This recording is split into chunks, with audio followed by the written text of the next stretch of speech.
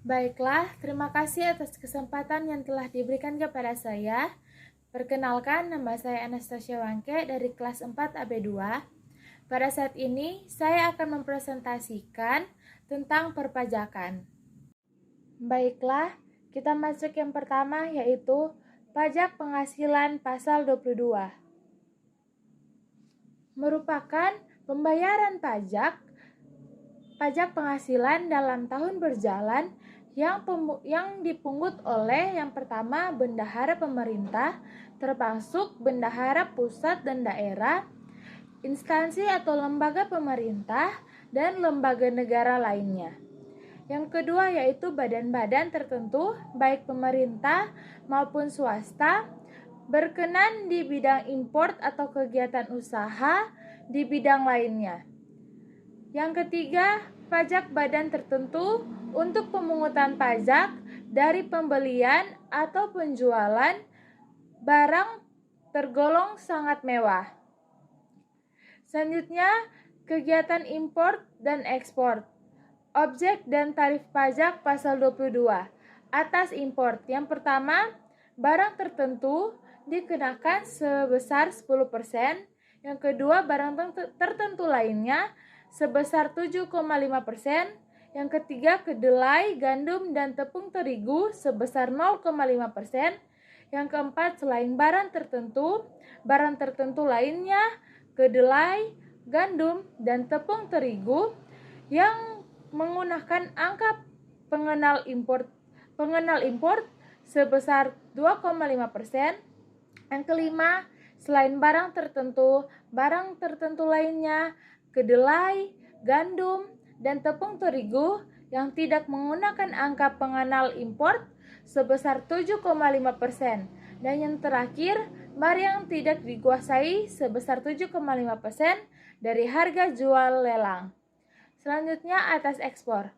Komunitas tambang batu bara, mineral logam, dan mineral bukan logam sesuai uraian barang dan pos tarif sebesar 1,5%.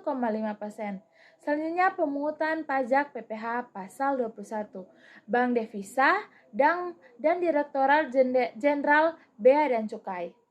Saat terutang dan saat pelunasan. Pajak penghasilan pasal 22 atas import barang terutang dan dilunasi bersamaan dengan pembayaran bea masuk. Selanjutnya ada pembelian barang oleh pembendaharawan pemerintah, pembelian barang oleh badan usaha tertentu, penjualan produk industri tertentu, penjualan bahan bakar minyak, gas, dan pelumas, penjualan kendaraan bermotor, pembelian bahan-bahan untuk keperluan industri, pembelian komunitas tambang, penjualan emas, penjualan barang yang tergolong sangat mewah. Selanjutnya, pengecualian pemungutan PPh pasal 21 yang pertama, impor barang atau penyerahan barang berdasarkan ketentuan peraturan undang-undang tidak terhutang pajak penghasilan. Yang kedua, barang-barang yang dibebaskan dari bea masuk. Selanjutnya, kita masuk pada pajak penghasilan pasal 23. Ketentuan dalam pasal 23 Undang-Undang PPh mengatur pemotongan pajak atas penghasilan yang diterima wajib pajak dalam negeri dan bentuk usaha tetap yang berasal dari modal, penyerahan jasa atau penyelenggaraan kegiatan selain yang telah dipotong pajak penghasilan pasal 21. Pemotongan PPh pasal 22. 1. Badan pemerintah. 2. Subjek pajak dalam negeri. 3. Penyelenggaraan kegiatan. 4. Bentuk usaha tetap. 5. Perwakilan perusahaan luar negeri. 6. Orang pribadi sebagai wajib pajak dalam negeri yang telah mendapat penunjuk dari Direktur Jenderal Pajak untuk pemotongan pajak PPh 23. Objek pemotongan PPh pasal 23. Yang pertama, Devian dengan nama dalam bentuk apapun. Yang kedua, bunga termasuk premium. Yang tiga, royalti. Keempat, hadiah penghargaan, bonus dan sejenisnya. Yang kelima, sewa dan penghasilan lainnya sehubungan dengan penggunaan harta. Yang keenam, imbalan sehubungan dengan jasa. Pengecualian objek pemotongan PPh pasal 23. Yang pertama, penghasilan yang dibayar atau terutang di bank. Yang kedua, devian yang diterima oleh orang pribadi dan sebagainya. Tarif pemotongan yang pertama sebesar 15% dari jumlah bruto atas devian dan sebagainya. Yang kedua, sebesar 2% dari jumlah bruto, tidak termasuk pajak pertambahan nilai. Cara perhitungan PPh pasal 23. PPh pasal 23 sama dengan 15% kali bruto. Baiklah, kita masuk dalam pajak penghasilan pasal 24. Ketentuan pasal 24 PPh mengatur tentang perhitungan besarnya pajak atas penghasilan yang dibayar atau terutang di luar negeri yang dapat dikreditkan terhadap pajak penghasilan terutang atas seluruh penghasilan wajib pajak dalam negeri. Selanjutnya, penggabungan penghasilan. Yang pertama, penggabungan penghasilan dari usaha dilakukan dalam tahun pajak diperolehnya penghasilan tersebut. Yang kedua, penggabungan penghasilan dari usaha dilakukan dalam tahun pajak diterimanya penghasilan tersebut. Yang ketiga, penggabungan penghasilan berupa dividen dilakukan dalam tahun pajak pada saat perolehan dividen tersebut. Baiklah, kita masuk pada pajak penghasilan pasal 25. Ketentuan pasal 25 Undang-Undang Pajak Penghasilan mengatur tentang perhitungan besarnya angsuran bulanan yang harus dibayar sendiri oleh wajib pajak dalam tahun berjalan. Yang pertama, wajib pajak membayar sendiri. Yang kedua, melalui pemotongan atau pemungutan oleh pihak ketiga PPh pasal 21, 22, 23, dan 24. Selanjutnya, cara perhitungan besarnya PPh pasal 25.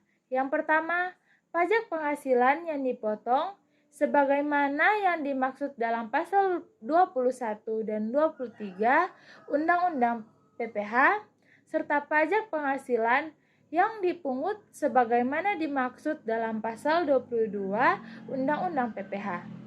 Yang kedua, pajak penghasilan yang dibayar atau terutang di luar negeri yang boleh dikreditkan sebagaimana dimaksud dalam pasal 24 Undang-Undang PPh dibagi 12 atau sebanyaknya bulan